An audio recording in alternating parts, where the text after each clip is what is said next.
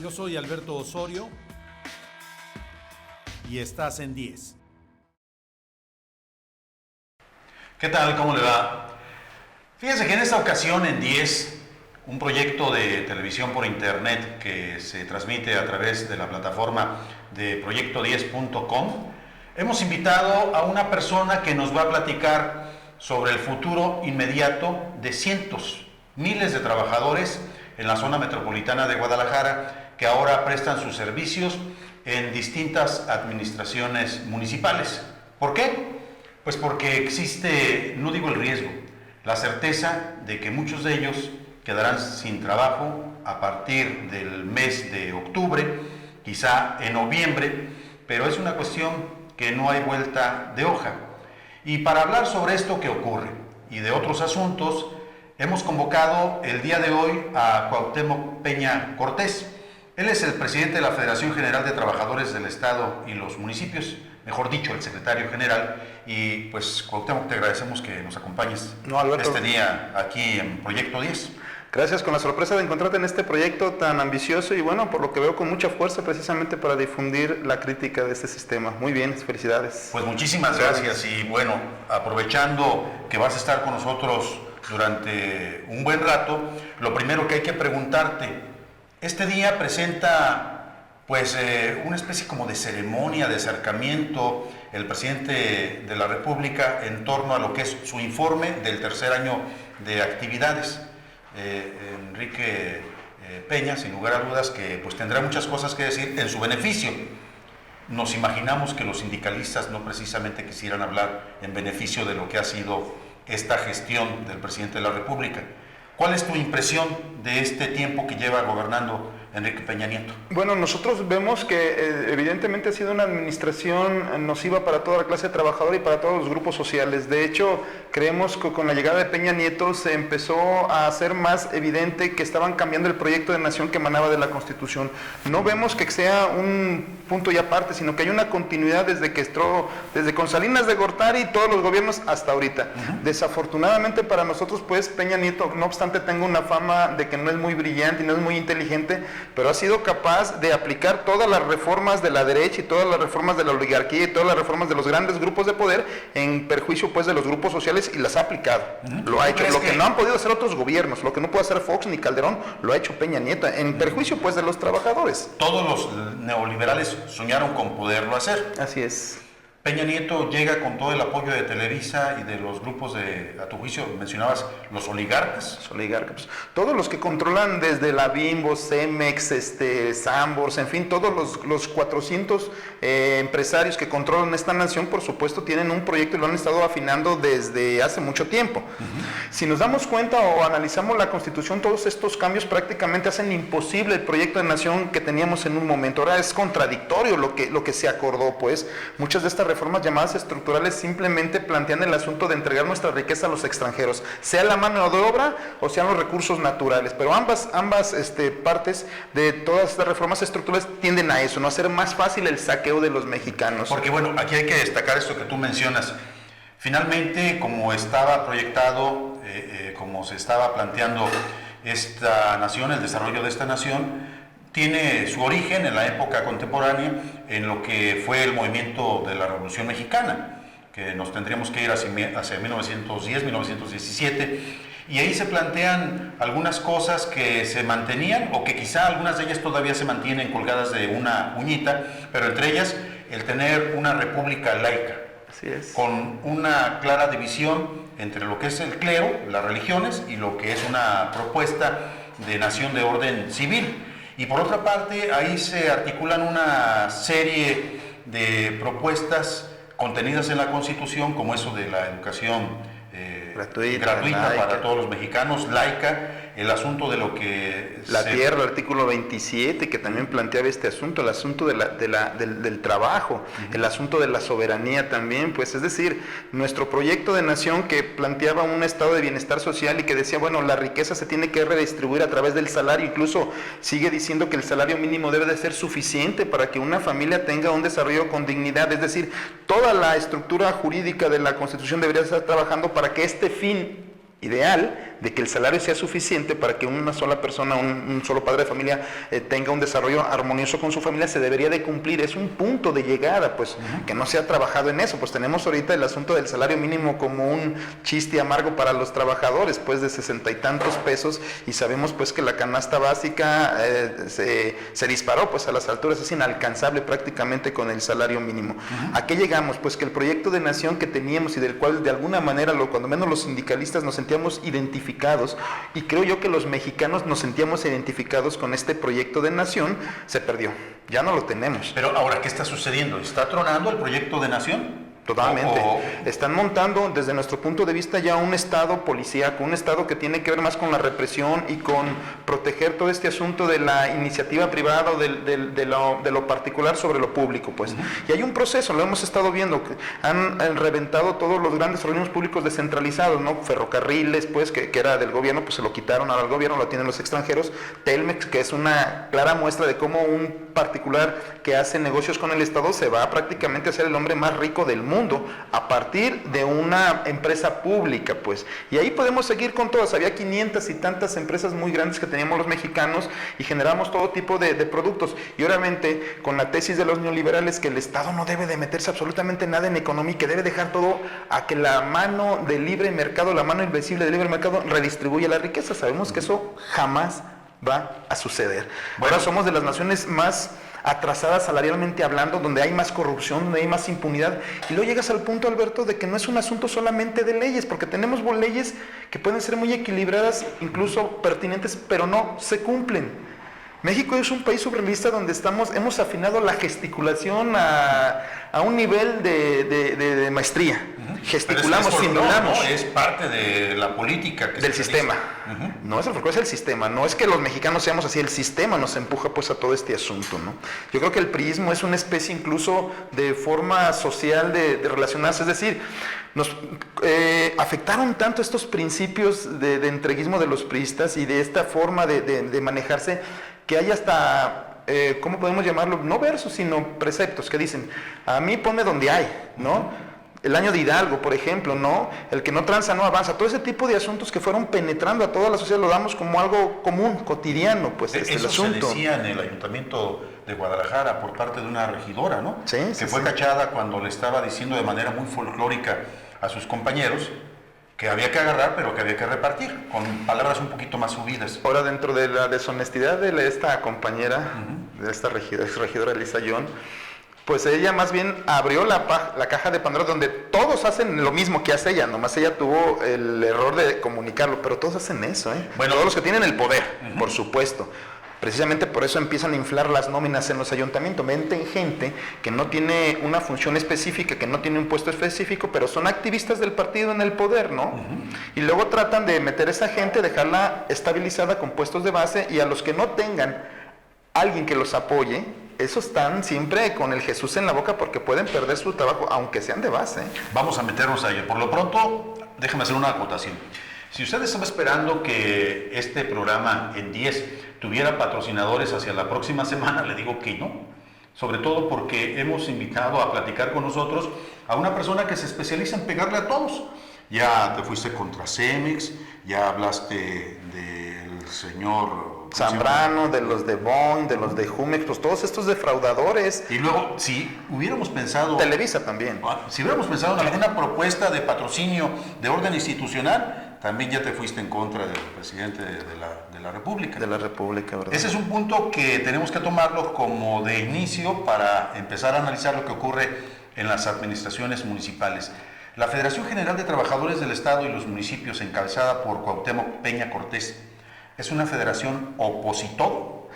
Pues no, lo único que pedimos, hoy en estos tiempos pedir que se cumpla la ley prácticamente es un acto revolucionario. Hemos pedido a todos los funcionarios que cumplan con los mínimos que la ley establece, no es que te opongas.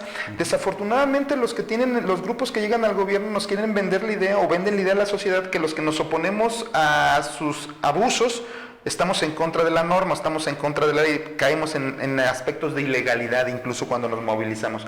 Pero si haces un análisis completo de la legalidad, del Estado de Derecho, de la Constitución, te das cuenta que quienes están fuera del marco legal son ellos. Ellos son verdaderamente, el crimen organizado está dentro del gobierno, o sea, esa es la conclusión a la que llegas, ¿no? Y el Chapo y el Cártel de Jalisco Nueva Generación y los Golfos. Crimen desorganizado.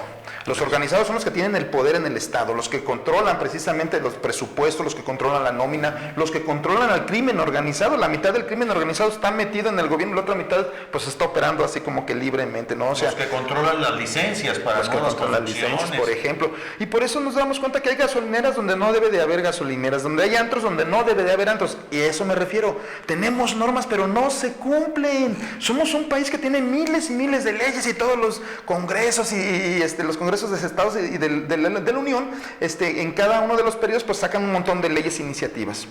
Algunas se aprueban, pero las que se aprueban y son benéficas para la sociedad no se cumplen, jamás se cumplen.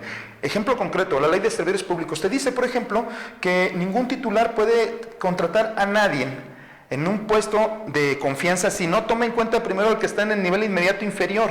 Y si no tiene la capacidad, no tiene el perfil, se le tiene que capacitar. Y si no tienen incluso con la capacitación la forma de tener este puesto, se tiene que lanzar una convocatoria pública para que quien se sienta con el derecho pueda participar. Eso dice la ley, está más o menos bien armada, pero no tiene una obligación para los titulares, es decir, no hay una sanción.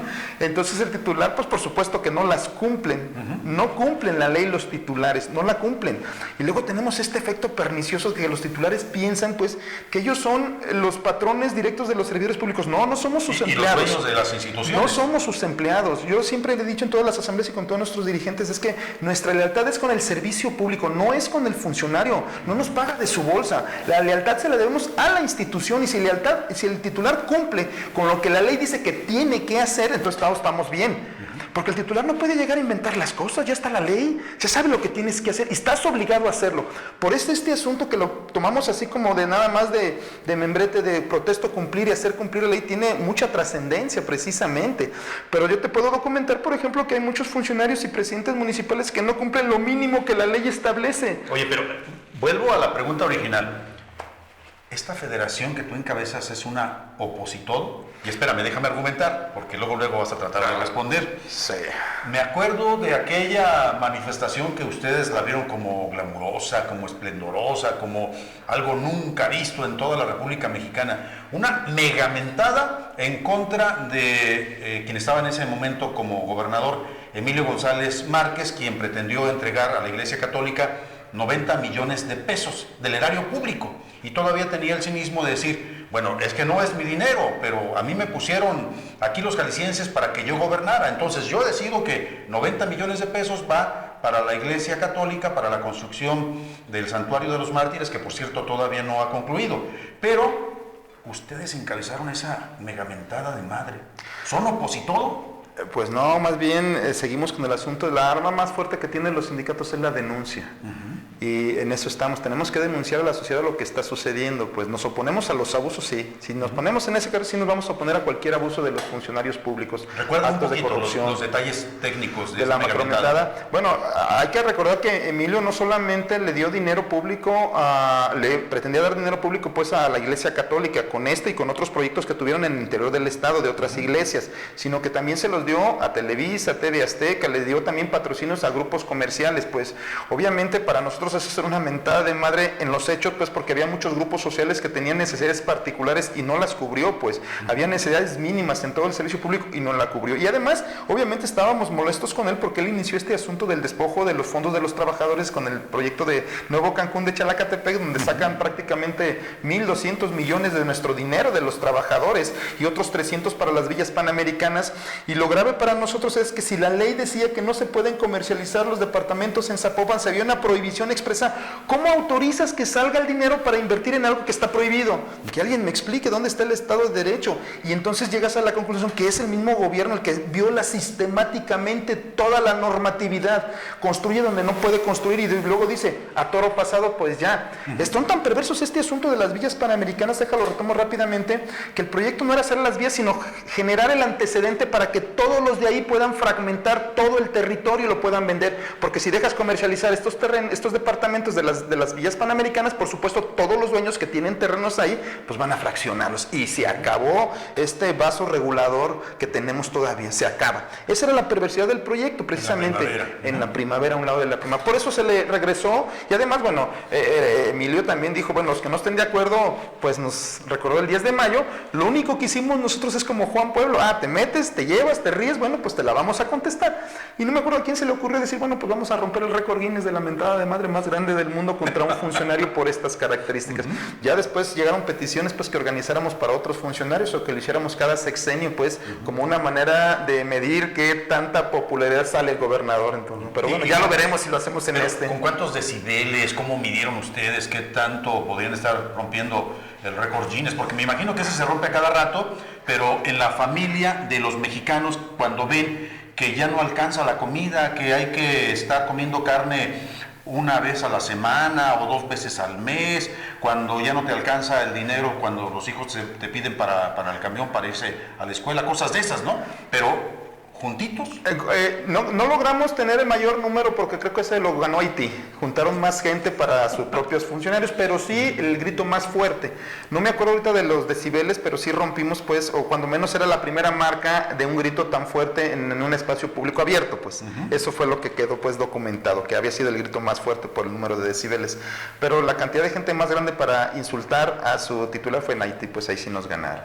Pero estamos buscando la siguiente edición, al cabo hay mucho material con tantos funcionarios que trabajan hasta horas extras para estarnos amolando. Pero esto podría ser como un maratón. Podría que ser cada año se organiza. Cada 3 años o cada 6, depende. Eso fue para el gobierno, eso sería cada 6 años. Porque tú ya citabas algunos casos que fueron muestra de debate en medios de comunicación y en la opinión pública, de todo lo que fue la administración de Emilio González Márquez.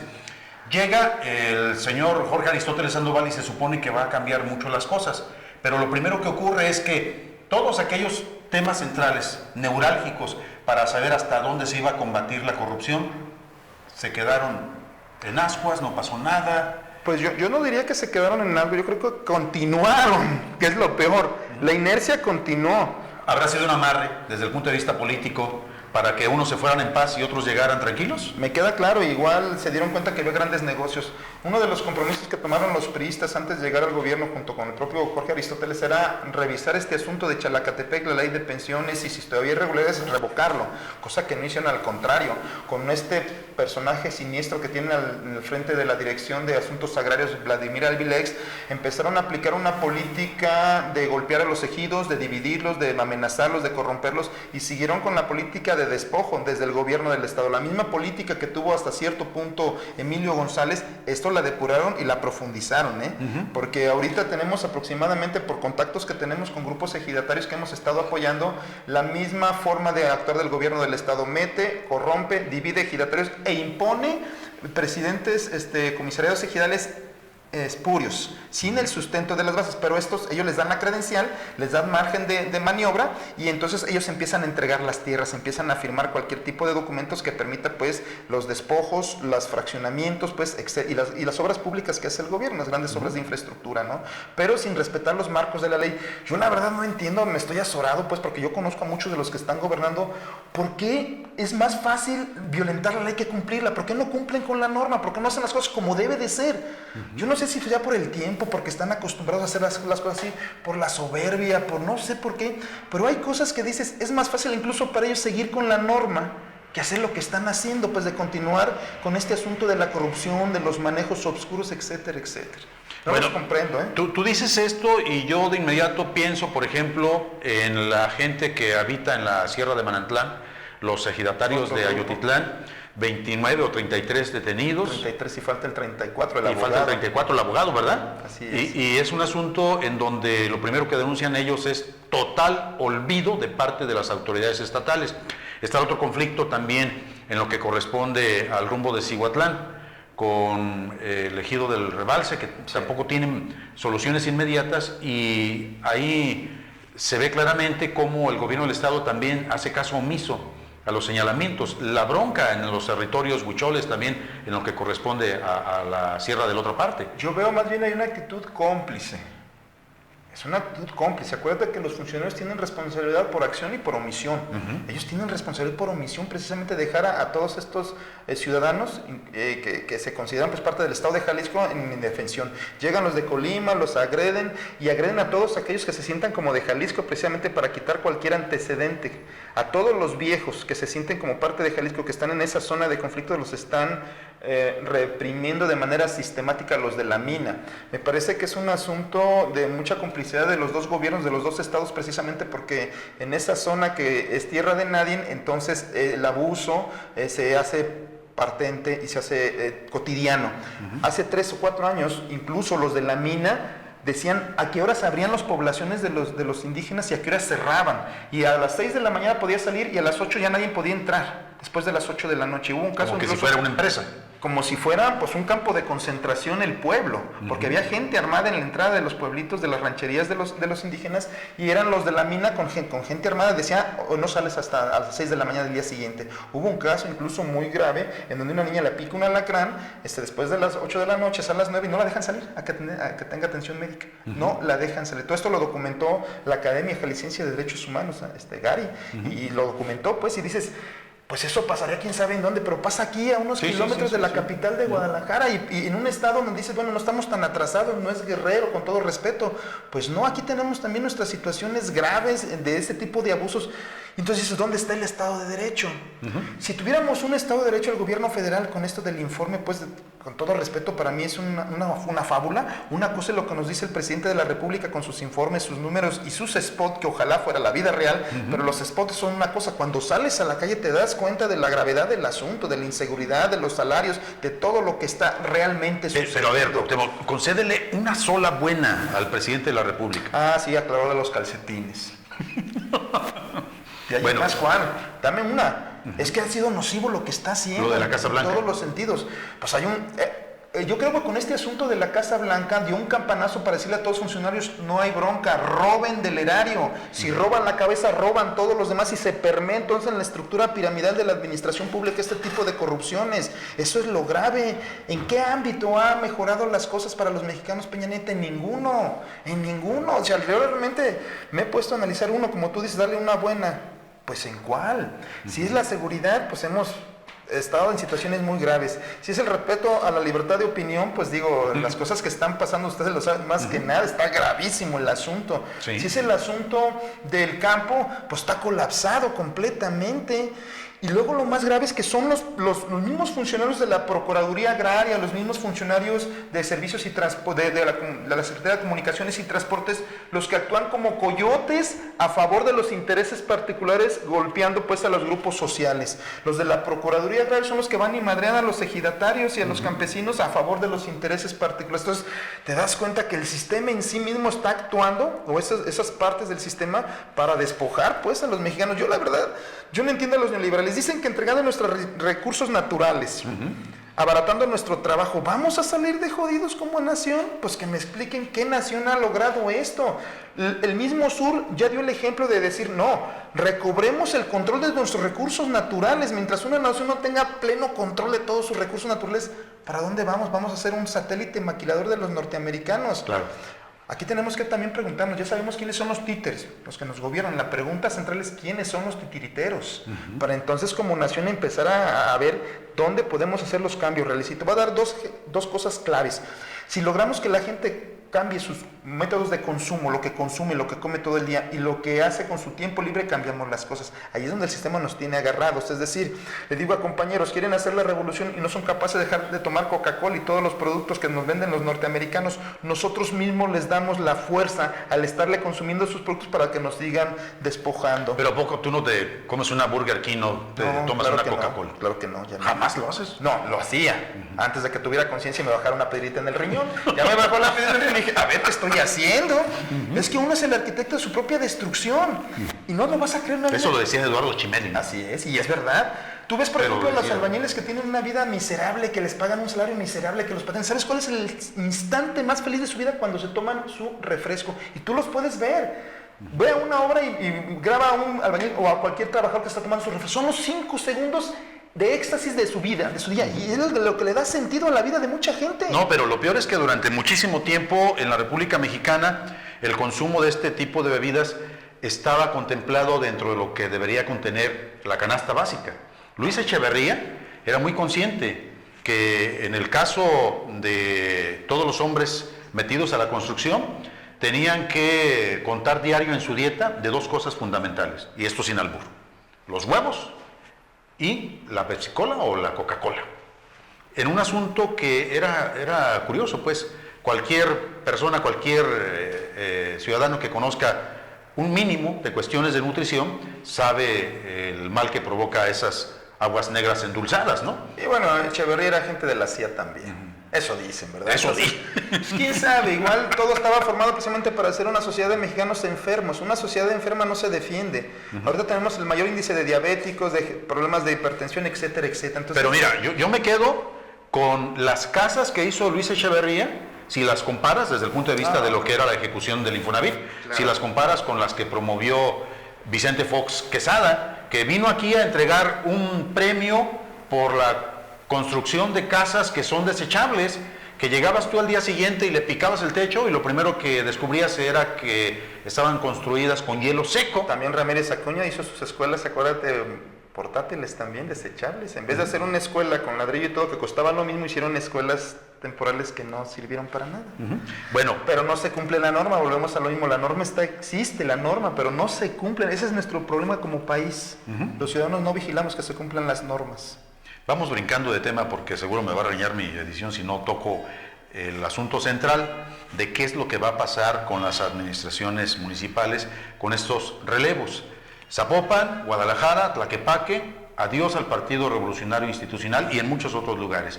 Se está preparando la gente de MC ya sobándose las manos para ver cómo acomoda a toda su gente y para saber cuántos de los principales puestos quedan en favor de algunas de las familias. Claro, aunque te he de decir que en este asunto, en estos procesos, aunque sean del mismo partido, si son de diferentes grupos, de todos modos corren a la gente, ¿eh? Ha habido ocasiones en que ganan los priistas y llegan a un municipio que es priista también, pero no son de su grupo y de todos modos corren a toda la gente, ¿no? Lo que estás mencionando creo yo que es parte del cáncer de nuestras administraciones públicas. Ese es el talón de Aquiles que tenemos. Cada 3 años o cada 6 años se reinventa toda la administración pública, porque es este fenómeno de que no se respeta la norma. Llega un presidente municipal y piensa que él es el dueño de toda la nómina y que tiene en sus manos pues el empleo de toda la gente y que él puede decidir de manera libre. No lo puede hacer de manera libre. Y una empresa grandotota, ¿no? A su disposición. Y además pues utilizan todo esto para beneficio de su partido, sea cual sea, ¿no?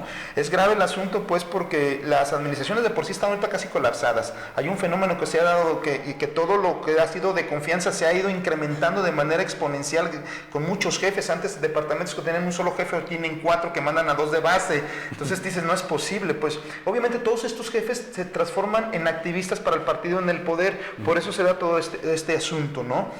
Es grave porque en este asunto también se llevan entre las patas a muchos buenos servidores públicos que entraron en una administración distinta a la que va a tomar el poder, pero que han cuidado su trabajo y que son buenos trabajos, pues de todos modos los despiden, pues. Y luego estos trabajadores se defienden, ganan las demandas porque son despidos injustificados y luego dicen, trabajador abusivo, estás abusando. Talibán le dicen. Talibanes, además, cuando el problema cuál es, ¿por qué los funcionarios despiden a servidores públicos sin hacerles un procedimiento, sin demostrarles que cumplieron o incurrieron en alguna irregularidad que hace que pierdas tu trabajo? O en el peor de los casos, pagándoles lo que legalmente les deberían de pagar, ¿no? La liquidación conforme a la ley. Los de confianza, los de base te dicen, es que el punto central de la discusión es que tu base es tuya, no es del presidente que ganó. No te puede decir, te voy a pagar el 100% de tus derechos. No, tampoco tiene esa facultad del presidente. Porque él no es el dueño, no es una empresa, es una institución pública. Él tiene que venir a cumplir lo que dice la ley con la institución. Si tú no has cumplido ninguna irregularidad, ¿por qué te van a liquidar aunque te den el 100%? Tú quieres tu trabajo, quieres seguir laborando, tienes esa opción de seguir laborando. Por eso es un derecho constitucional la estabilidad laboral, pero no la cumplen porque no hay sanción. Un presidente municipal puede correr a 300 trabajadores o a 1000 y los 1000 son despidos injustificados y cuando él se vaya, esos 1000 laudos van a regresar con el que tome posesión después de los 3 años y por supuesto va a haber un quebranto patrimonial importante, pero el que se fue no tuvo ningún señalamiento. Hay que modificar la ley para amarrarle las manos, por bien de la sociedad y del erario público. Bueno, vamos a ajustar un poquito nuestros tiempos. hay algo que tú debes de comentar y que va a servir seguramente para la armada de la nota de Proyecto 10. ¿De cuántas personas estarían ustedes estimando que van a irse a la calle ingresando la administración, por ejemplo, en Guadalajara? Y también quiero decirle a nuestro auditorio, si de repente usted escucha por ahí la campana del carretón de la basura, no se asuste. Estamos en vivo, estamos en una casa habitación dentro de una zona que se llama la Colonia Moderna, y bueno, estamos sujetos a este tipo de imprevistos y usted no lo vea como nada anormal. Por lo pronto, este dato, ¿cuántas personas se esperaría que fueran echadas a la calle entrando la nueva administración en Guadalajara, Zapopan o Tlaquepaque? Pues la cifra no la podemos poner con precisión porque mucho va a depender de qué tanta resistencia tengan estos mismos grupos de trabajadores. Pero tú traes mucha información. Nosotros creemos pues que cuando menos estarán, lo que han dicho los funcionarios que van a tomar el poder, pues los nuevos, los naranjas, que cuando menos un 40% de la gente se debe de ir porque está inflada las nóminas. Pues creemos que es cierto, sí están infladas las nóminas, pero creemos que debe de haber una reingeniería enfocada primero a ver cuáles son todos los que no hacen una función operativa que sobran, cuántos jefes sobran, cuánto cuestan los jefes en las nóminas, cuántos cuestan todos estos mandos medios que no tienen una función específica. Los asistentes, los auxiliares, exacto. las sobre edecanes. eso quisiéramos que empezara, no sobre los trabajadores de base, no sobre los que hacen incluso que puedan considerarse como de confianza, pero sus funciones son de base, porque aquí también hay un abuso. Nosotros hemos estado pidiéndoles a todos los nuevos alcaldes, pues, que sean respetuosos con los derechos de la gente, que se vaya la gente que tenga anomalías, que se les hagan procedimientos, que se tomen el tiempo precisamente para sacar a los malos elementos, pero que conserven a los buenos elementos, ¿no? Y que se haga una reingeniería, porque cada vez tenemos menos gente operativa y más gente administrativa. Y que, bueno, no vayan a reproducir el esquema, porque luego pasa que sacan a todos estos de confianza y lo rellenan con su gente. Y es lo mismo, entonces, no se ahorra nada en la nómina. ¿Cuántos trabajadores hay en Guadalajara? Aproximadamente se manejan como 12,000 trabajadores, base y confianza. Si tú hablas de un 40%, ¿cuánto sería? Pues estamos hablando de más o menos de que es 4,000 y tantos. Si fuera el 50% serían 6,000, como 4,000 trabajadores, más o menos. En un asunto que ocurre tan solo en un municipio. Sí, si estamos hablando de la zona metropolitana, yo creo que va a ser aproximadamente de 8 a 10,000 personas en todos los municipios. Eso sin tomar en consideración todas aquellas personas que ya a esas alturas les anunciaron que en calidad de eventuales ya se los quitaron, así es. Estos programas que tenían de limpieza y de barrido manual de mano a mano, pues ya obviamente ya los cortaron todos, pues porque si era realmente un programa electoral, se acabó, perdieron y pues ya lo dejaron ahí. Oye, es bueno que lo menciones. Hace unos días, muy cerca del lugar desde donde estamos transmitiendo en este momento, me encuentro a un extrabajador de este programa de empleo temporal, de los que traía el ayuntamiento y el PRI, barriendo las calles, ¿no? Y el señor anda pidiendo limosna y se me acerca y lo primero que me dice es que yo pertenecía, pero sin necesidad de identificarme, de yo soy reportero, dígame cuál es la noticia que usted trae, ¿no? Solito empieza a platicar. Lo primero que aclara es que ya no le dieron trabajo porque ganó Movimiento Ciudadano en Guadalajara, ¿no? La primera culpa es hacia Movimiento Ciudadano. Ellos están provocando que yo pierda mi trabajo. Y la segunda parte que me dice es, pues yo puedo trabajar de lo que quiera o de lo que pueda. Ya con mi edad tengo que sacrificar mucho de lo que se pudiera pensar de dónde me puedo emplear. Y entonces me metí a ese programa de empleo temporal barriendo calles, pero ya nos avisaron en el ayuntamiento que se nos acabó porque ganaron los naranjas, ¿no? ¿Cuál es tu punto de vista sobre eso? Porque a mí me parece incluso hasta perverso la forma como se maneja. Pues desafortunadamente pues juegan con la necesidad de la gente, ¿no? Hay una necesidad imperiosa pues de trabajo, hay obviamente familias que todos están dados de baja, ¿no? Papá, mamá y hijos, pues es decir, hay situaciones muy graves. Me parece que finalmente se debe de plantear una reingeniería en todo el municipio donde sí se apueste a favorecer a los operativos, que se meta incluso más personal operativo con todas las prestaciones, con todos los derechos, ¿no? Me parece que este programa pues fue nada más electoral, siempre lo dijimos, pues que va encaminado, nada más iba encaminado pues a generar activistas comprometidos pues con el partido que perdió en el poder, ¿no? Pero es que hubo dos cosas muy interesantes antes de las elecciones que pensaban ganar, me imagino, con ello, ¿no? Por un lado, el programa de empleo temporal y por otra parte, la entrega de pantallas de plasma para todos aquellos que estuvieran en favor de votar por la banderita, como les decían O no en se ocasiones le- desde la iglesia, ¿no? Sí, pues finalmente del sistema yo creo que tuvo una sopa de su propio chocolate, es decir, la sociedad harta recibió los premios, pero de todos modos no votó por ellos, ¿no? Volviendo al ayuntamiento, me parece pues que los trabajadores, el consejo que les podemos dar es que no firmen absolutamente nada que tenga que ver con renuncia de derechos. No le hace que sea Alfaro, no le hace que sea A nadie. Pablo Lemos, A que sea la nadie. señora Limón allá en Tlaquepaque. No, a nadie, a nadie. Nosotros no somos partidistas, por eso la federación se ha mantenido al margen de los partidos. Sí hay grupos dentro de la federación pues que militan en uno u otro partido y respetamos ese derecho. Pero sí, los derechos de los trabajadores son los derechos de los trabajadores y nada tienen que ver con los partidos. Yo lo primero que le diré a todos los servidores públicos es que no firmen nada que tenga que ver con renuncias a sus derechos, que peleen por su base, que revisen lo que dice la ley de servidores públicos. Ese es el asunto. Pues los servidores públicos en teoría deberían de ser la gente que conozca la Constitución porque somos servidores públicos que actúen en consecuencia y cuando menos la ley de servidores públicos se la debe de saber. Porque incluso te toman protesta y te dicen que te la sabes y se supone que la sabes, pues, pero no la sabe la gente. Y ahí viene cuáles son los motivos para que pierda su trabajo. Hay gente, por ejemplo, que puede tener 3 años y medio laborando en un ayuntamiento de manera continua y dice la ley que ya tiene el derecho a que se le dé su base. No tiene que ver con que el presidente quiera o no, ya es un derecho ganado. Porque se entiende que si haces una función por 3 años y medio y esa función continúa, quiere decir que se necesita esa función. Y no te pueden mantener así en un estado de indefensión donde no tengas todos tus derechos. Entonces la misma ley te dice que si tienes 3 años y medio ya tienes ganado tu derecho de base. ¿Por qué lo digo? Porque ahorita los presidentes que están llegando están viendo así como con desconfianza que algunos de los sindicatos que tenemos nosotros y algunos otros sindicatos están basificando gente. Pero no es la que estemos basificando, estamos regularizando gente que tenía 10 años trabajando de base, pues estamos presionando para que se le dé su nombramiento de base y se le reconozca toda la antigüedad. Y hay presidentes que están viendo eso como un asunto de, me están dejando inflada la nómina. No, son dos cosas distintas, pues porque son plazas ya presupuestadas, son gente que las está cubriendo y que ganó el derecho a tener precisamente esa plaza. ¿Por qué se la vamos a dar a una persona nueva que venga con el presidente electo? Pues tiene más derecho que ya trabajó ahí, aunque el presidente recomiende a quien recomiende. Pues ese es el Estado de Derecho, pues. Tú ya conociste la forma de trabajar de los panistas, Sí. en el gobierno del Estado y en los municipios. Vuelves a observar ahora el regreso de lo que es el Partido Revolucionario Institucional en el gobierno del Estado y en los municipios. Y ahora con un ingrediente más. En algunas de las principales ciudades de Jalisco va a gobernar Movimiento Ciudadano. ¿Qué esperan de Movimiento Ciudadano en tu federación?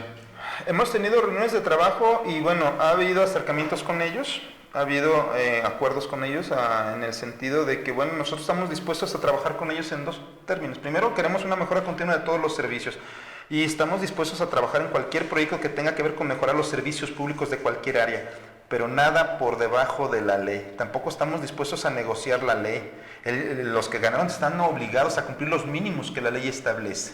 Y si no, bueno, pues vamos a hacer lo que tengamos que hacer para que se cumplan estos mínimos. Pues. ¿Qué les dicen, por ¿Qué ejemplo? esperamos de Movimiento Ciudadano? Esperamos que hayan aprendido precisamente de los errores de los priistas y de los panistas. Ahora veo ahí una situación media híbrida, porque hay de todos los corrientes ahí, o gente que estuvo en otros partidos van a estar en Movimiento Ciudadano. Ojalá hubieran aprendido de todo este asunto de la soberbia, de los abusos. Pues necesitamos un gobernador o necesitamos incluso presidentes municipales que sean más estadistas y menos grillos, pues más gente que piense en las siguientes generaciones, que piense en consolidar los servicios públicos.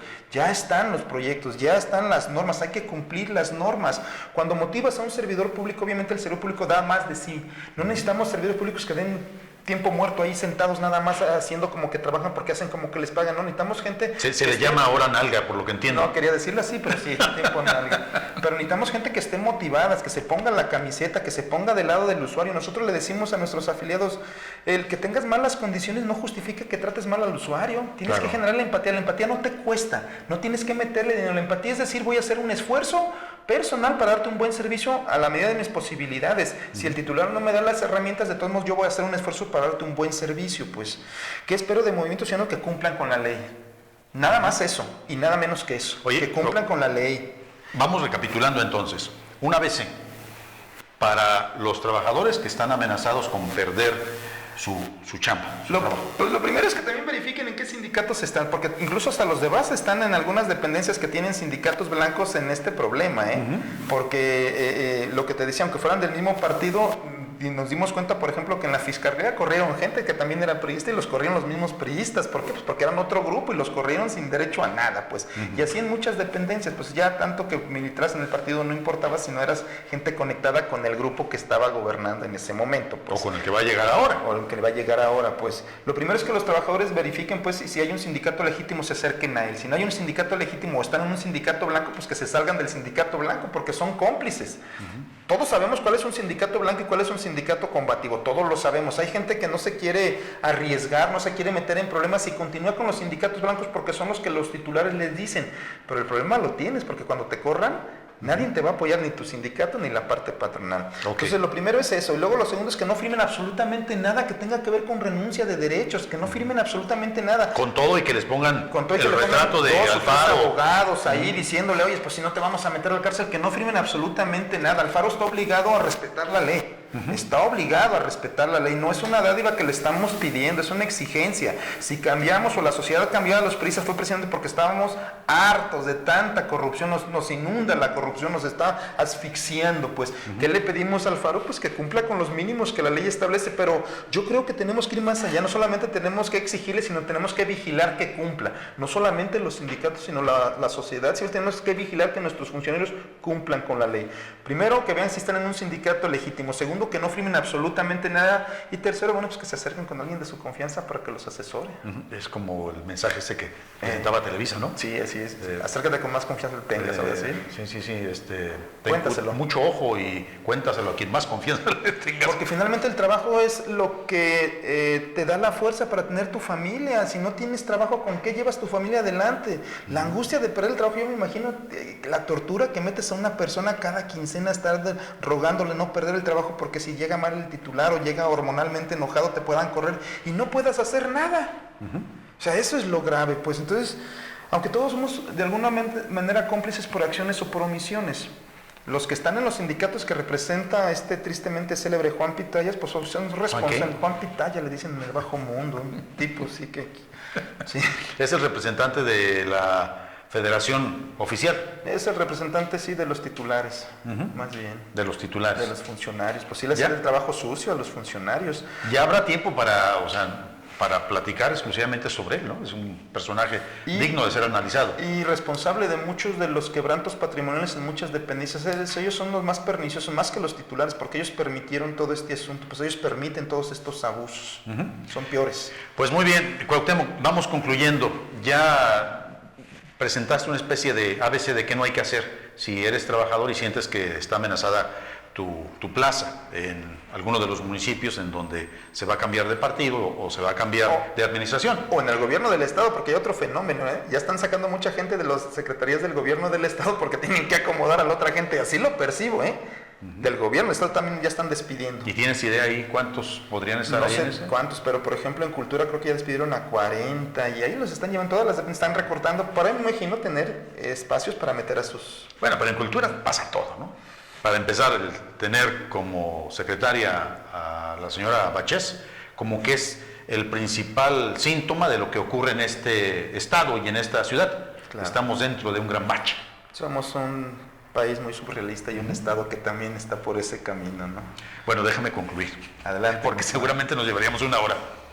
Un ABC para los nuevos gobernantes. ¿Qué sí hay que hacer para llevar la vida en paz y qué hay que hacer para ganarse una megamentada?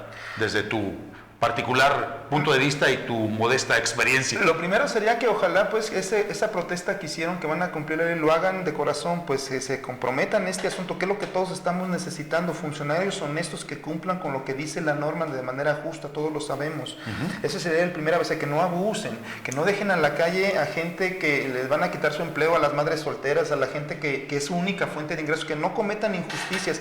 Segundo, bueno, que no se enriquezcan desde la función pública. Que no roben. Que no roben. Que cumplan con lo que dijeron. Que cumplan con lo que dijeron y que manden una señal. Si el presidente municipal de cualquier municipio empieza a hacer negocios, es como un campanazo hacia abajo y todo el mundo va a robar, porque roban ellos, roban después sus subsecretarios, roban a los síndicos, roba a todo el mundo, porque dice, si roba la cabeza, pues es como una señal, no, o sea, no puede ser así, no hay dependencia que aguante tanto robo, pues. Entonces, los presidentes municipales tienen la ley de servicios públicos, ahí dice lo que tienen que hacer en cuanto a relaciones laborales, que lo cumplan, que no se salten unas cosas, que no se metan en política sindical en el sentido de financiar un sindicato en contra de otro. Nosotros no queremos eso, que dejen a los trabajadores organizarse libremente, que respeten esta situación, pues, nada más. Nosotros estamos en desacuerdo en que les financien de cualquier forma a los sindicatos, que dejen de estar financiando a los sindicatos blancos. Esa sería otra de las recomendaciones que le haríamos a los presidentes municipales, que escuchen a sus trabajadores. Mira, los trabajadores, si los metes en esta dinámica, te dicen cómo mejorar todos los servicios, y si los haces sentir que son parte de un proyecto que van a mejorar, pues todos se meten en este asunto. Lo hemos hecho en algunos municipios donde se dan estas condiciones, es más fácil trabajar así, pues ellos están nada más 3 años, nosotros nos quedamos toda la vida, y queremos pues ojalá que los presidentes municipales electos traigan esta dinámica de no privatizar ningún servicio. En la medida de lo posible nosotros nos vamos a poner a cualquier tipo de privatización, porque traían ahí manejando que unidades deportivas, que ahora van a privatizar esto, que los PPPs, y que no, a ver, hay que tener mucho cuidado con este asunto, porque los perjudicados somos los trabajadores. Esas deudas que van dejando a los municipios después repercuten que ya no tenemos dinero corriente para pagar a los trabajadores, porque todo se ve en deuda, pues. Entonces, ojalá el otro asunto sea que se metan a desarrollar servicios públicos eficientes. Las Cruz Verdes, por ejemplo, si tuvieran sus laboratorios de análisis y sus laboratorios de rayos X, serían sustentables. Desde ahí puede sacar la nómina para pagarle a todos los empleados, pero no, la dan a particulares, pues, para que ellos tengan el negocio y están subrogando pues a los municipios. No, los municipios tenemos que generar nuestros propios servicios que sean sustentables, y lo podemos hacer si se maneja de manera honesta este asunto. Y por último, bueno, esperemos que los de la zona metropolitana tengan una situación y una opinión importante en el Consejo de Pensiones de Sistecosome. Sistecosome, todos los presidentes de la zona metropolitana tienen voz y voto en este consejo. Igual que en el CIAPA. Igual que en el CIAPA. Ahora queremos que vayan y se involucren en la lucha y nos ayuden a sanear las dependencias. El transporte público es algo que a todos les interesa. Bueno, los presidentes pueden influir desde Sistecosome, porque es una empresa pública de todos los jaliscienses, bueno, de todos los mexicanos. Pues estamos llegando al final de esta entrega. Es la edición número 15 de este programa denominado En 10. Le agradecemos el favor de su atención, y este es el testimonio de Cuauhtémoc Peña Cortés, una persona que tiene los elementos suficientes como para haber organizado una megamentada en la administración del señor Emilio González Márquez, el último gobernador panista, al menos el último que se le conoce hasta ahora, y una persona que seguramente va a dar mucho de qué decir cuando entren las próximas administraciones emanadas del PRI o de Movimiento Ciudadano, y lo volveremos a buscar seguramente, para que nos acompañes en otra entrega. Con todo gusto, la verdad que todo lo que se pueda aportar a favor de estas plataformas, en donde se puede hablar con libertad, pues son esfuerzos que se tienen que reconocer. La verdad, aunque estén transmitiendo como están transmitiendo, que dice que se escuche el señor de la basura, pero es lo importante finalmente, es la verdad. Que podamos darle garantía a la gente de lo que se discute aquí, pues es la verdad, no está comprado por el sistema ni por el gobierno, y eso es muy bueno. Yo la verdad los felicito por este esfuerzo. Muchísimas gracias. Y yo le invito a que nos pueda sintonizar a través de cualquiera de las plataformas en donde transmitimos Cuarto de Guerra de lunes a viernes de 9 a 10 de la mañana a través de antenanoticias.com.mx, o si no, a través de la propia plataforma que nos ofrece Proyecto 10.mx. Gracias por el favor de su atención, y nos vemos y nos escuchamos en la próxima entrega. Yo soy Alberto Osorio y estás en 10.